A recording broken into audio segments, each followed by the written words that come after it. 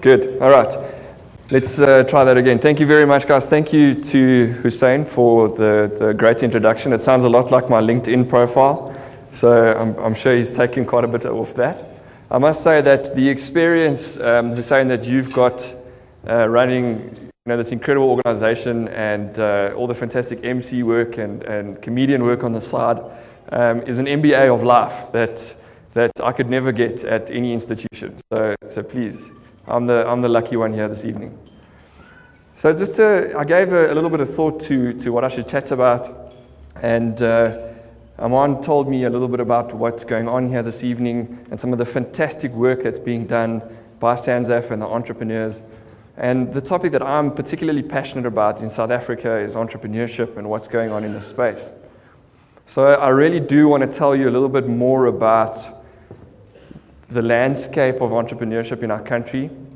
But I think what I'd also like to do is share a little bit of a story and a little bit of wisdom with some of our entrepreneurs here this evening. So I've got two questions for you that are really going to help me in what I have to tell you this evening. So the first question is, how many people in the audience, you just put up your hand, have started a business or are currently running a business in the last year? Okay, good. So my words aren't completely lost on you. And secondly, who plays golf? Okay, not so many people. But don't worry, I'm the same. I'm not such a big golfer myself, but I do get forced to play every now and then. People, for some reason, think if you're a banker, you need to be able to play golf. It's a bit of a weird one, but times have changed. All right, so what I thought was really interesting, I just finished reading a book called 7 Days in Utopia. And I was thinking about it this morning on the way to work, and I thought I'd really love to share some of the things that I took out of this book that are, while they're still fresh in my mind, with some of you this evening. So just a quick summary. The book is about a pro golfer. It's a true story of a pro golfer who played on the PGA and the World Tour, and he actually got incredibly fed up with the game because he was missing shots and hitting things into bunkers and into water, etc., etc. And he got into his car in a big sort of frenzy, and he threw his clubs in his car, and he drove off sort of into the desert somewhere, and he ended up falling asleep at the wheel, and he crashed into a tree. And he came across this farmer who was a sort of really wise old man, and the guy could sort of see that he was troubled. And he eventually said to him, "Why don't you spend 7 days with me, and each day I'll teach you a lesson, and you can then go back to your life as a pro golfer, and we can see what the difference is." So I just want to take you through some of those incredible lessons and hopefully apply some of that to the realm of entrepreneurship and starting and running a business. And I think it's something that we can all take back to our own lives in general. So on the first day, he gets up early, and the farmer says to him, "Why don't you hit a ball for me quickly?" So he puts the ball down, and he swings, and he takes a shot. And the guy says to him, "Why do you hit the ball the way you do?" And he said, "Well, I've got all these coaches, and they told me if I grip it this way, I'm going to get a better, a slice or a draw. And this is the way that they're doing it these days." And he said, "Look, that's not good enough. Go down into the valley and think about why you hit the ball the way you hit the ball." And I think what that talks to is about having conviction in why you do the things you do. And as an entrepreneur, that talks to that passion that you can feel in your tummy as to why you're doing what you're doing. And that's what's going to get you up every morning to go and open the doors of your store, or to deal with your staff or your customers, to keep going. It's that internal conviction. So the second day, he follows the farmer down into the river area, and there's a little rowboat on the water.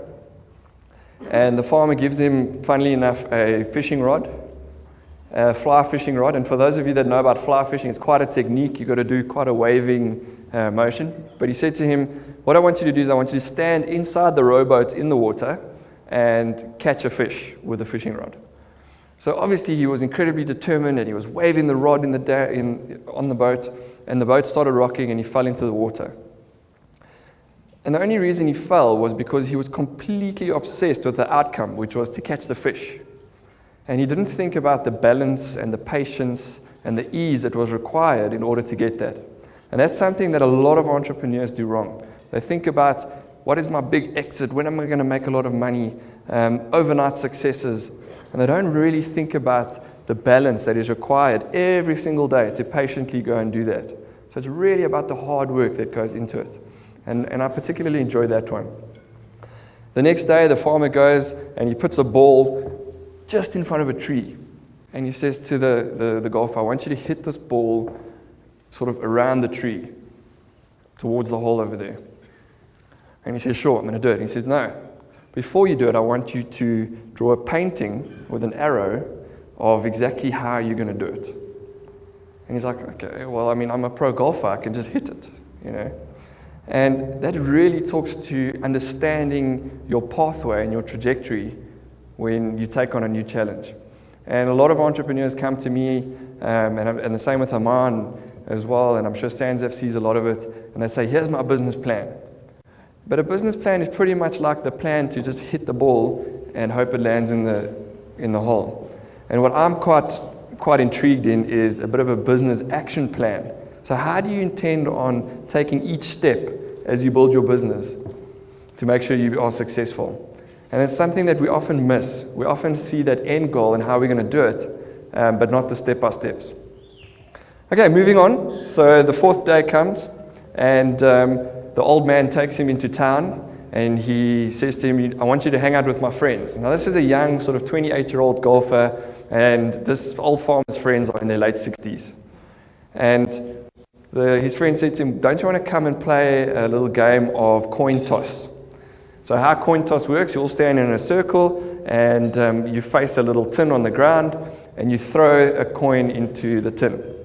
Now, this guy reckons he's a young sportsman, he can do it, no problem, and he misses every single time. But these older guys are just throwing a coin, one by one, into the tin. And he says, why don't we take this, let me teach you guys something. Why don't we take this to the putting green, and I'll show you how I get a ball in the hole. So the old man said, okay, great. So they went to the putting green, and he was standing there like a pro, you know, really reading the greens. I have no idea how to read a green, but he reads a green, and you know, but he missed a couple of putts. And these older guys came, and they stood facing the hole with a putter in one hand, and they sort of just swung with one hand like they were doing with their coins, and they got it in the hole. And I think a big lesson there for me and for entrepreneurs was just because that's the way everyone's always been doing it and everyone's always been putting, doesn't mean that's the way you have to do it. So there's so much that we can learn from other people, from older, more experienced people, and then combine that with a bit of innovation in changing the way you achieve the target. And I think that's absolutely phenomenal. Okay, on the fifth day, the farmer says to him, I want you to come with me to spray my crops. So they get in a plane and they go through onto the farmlands, and the farmer says to him, yeah, hold the joystick. I'll see, why don't you see how it goes? As he gives the guy the joystick of the airplane, he turns the engine off and the plane starts falling down. And he's like, what are you doing? You didn't tell me that you were going to switch the airplane off. I'm not an experienced pilot. This is unfair. And the plane was hurtling towards the ground. And eventually he pulled it back up and he put the engine back on and he saved everything. And he really said there, you have to be absolutely prepared for everything. But preparation doesn't mean you have to do everything perfectly. It just means that you need to be ready for anything. And when you look at the stats that like 65% of small businesses that start in South Africa fail, it's because of that exact thing. I didn't make provision for tax, or I didn't get insurance because of a fire, or whatever the case might be. It's just making sure that you are absolutely prepared for everything. I read another book a while ago, I don't know if you've seen it, about the Canadian astronaut, Chris Hadfield. This is a Canadian astronaut, by the way, is like the equivalent of a South African astronaut. It's quite difficult to happen, and he made it happen. And he talks about how astronauts are so prepared for everything. So while he was walking out in space, in the space station, something happened to his eyes and he lost his sight in space. I mean, that's quite scary, eh? But he says he didn't panic at all because you train for 9 years exactly what to do, where to go, you know? And I sort of think of it the same way. When I was reading the book, I thought, it's kind of like the same way where you manage to find your bathroom at night when the lights are off, because you've walked that couple of steps a couple of times.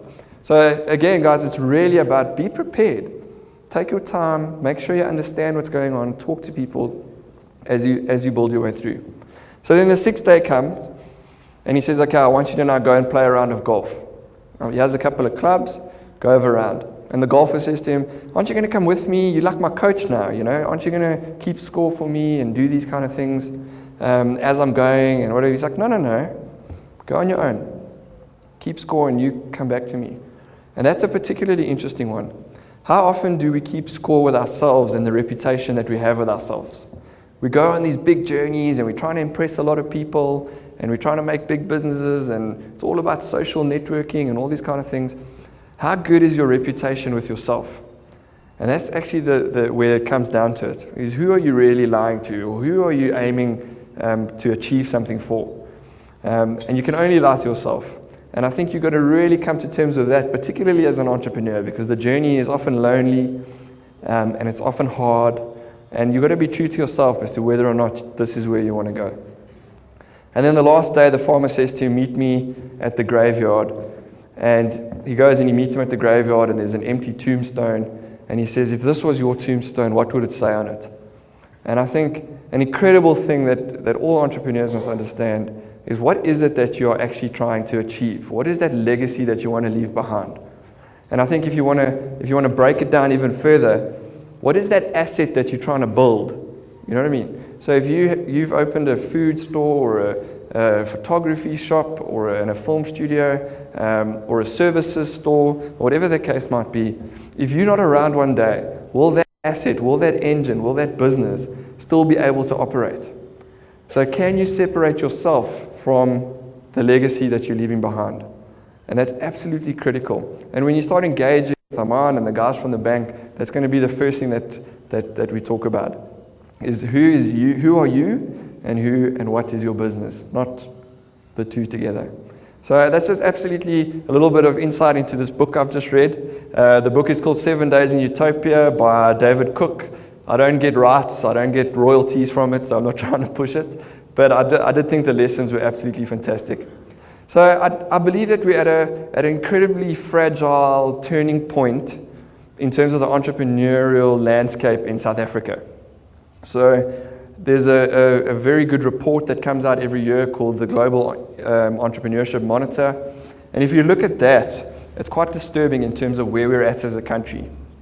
So if you look at individuals, so everyone in the population who believe that there's a good opportunity to open a business in South Africa, you're looking at about 38% of those individuals. But compared to sub-Saharan Africa, so all the countries around us, they are looking at 69%. So basically the people in our country have a lot less faith in the amount of opportunities that they believe exist compared to the rest of Africa. Then if you take those people and you say, do you intend to actually start a business based on that opportunity? The rest of Southern Africa is 47% of them, and South Africa is 13%. So again, a considerable drop in people actually intending to start a business. And then finally, when you look at the establishment rate, which is how many companies and businesses are actually being started in South Africa, that's only 3% of those that have intended to do it. And then how many businesses are closing is 5%. So actually we're losing entrepreneurs every year as opposed to gaining them. Now for someone who's absolutely passionate about entrepreneurship and what it does for this country, considering that 70% of people in this country are employed by small businesses, it's quite an alarming stat. And a lot of it has got to do with a bit of a culture that we've created, where you have to go big and you have to be successful in order to be an entrepreneur. We've created a little bit of entitlement and expectation around how long it takes. So I think what you often find is people start getting into this entrepreneurship game with a bit of false hopes as to what it would achieve, and disband it. They leave it behind when they realize how hard it is. So I take my hats off to the people sitting around these tables. You've gone on an incredible journey and you stuck it out, which is phenomenal. So it's not all bad news. If you look at the total early stage entrepreneurial activity in South Africa, it's currently sitting on about 10%, which is up year on year from the year before, which was about 9, and the year before that, which was about 7, which is absolutely fantastic. It's great news. And again, just in support of these initiatives that SANZAF is doing. We need to do so much more of these. So if you look at our World Competitiveness Index, which looks at how we compare to other countries in the world, the number of steps that it takes to start a business, currently 30 steps. It used to be 43, which is absolutely fantastic. If you look at the availability, the affordability of banking and funding in this country, we're in the top 5 out of 148 countries, which is absolutely phenomenal. And then finally, if you look at the Ernst & Young G20 Entrepreneurship Barometer, so that's the 20 most performing economies in the world, the 3 top things that they say entrepreneurs across these 20 countries need. The first one is workshops, the second one is support meetings, and the third one is incubators and coaching. The whole world, in terms of those 3 elements, is sitting at about 40%. It's incredibly proud to say that South Africa is sitting at 69%. And guys, that is exactly because of initiatives like this one that's making that happen. So you can be proud. So just in closing, I think we're in an incredibly exciting space and time. And I think you guys, the 2 tables here in the front, are actually on the frontier of this incredibly energized economic journey that we're on right now. So I just want to wish you all the best for the year and the journey ahead. And thank you again to SANZAF. And congratulations on your 40th birthday. Thank you.